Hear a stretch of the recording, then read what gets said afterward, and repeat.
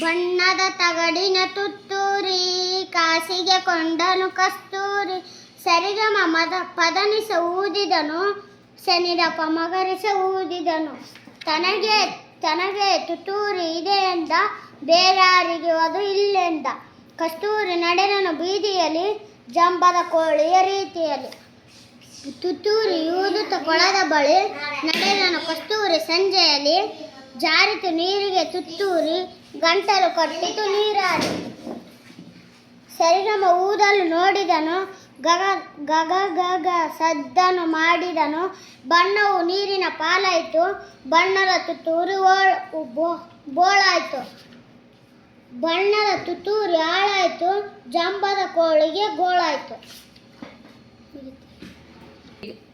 ಇದನ್ನು ಬರೆದವರು ಡಾ.ಜಿ. ಪಿ. ರಾಜರತ್ನಂ ಭ್ರಮರ.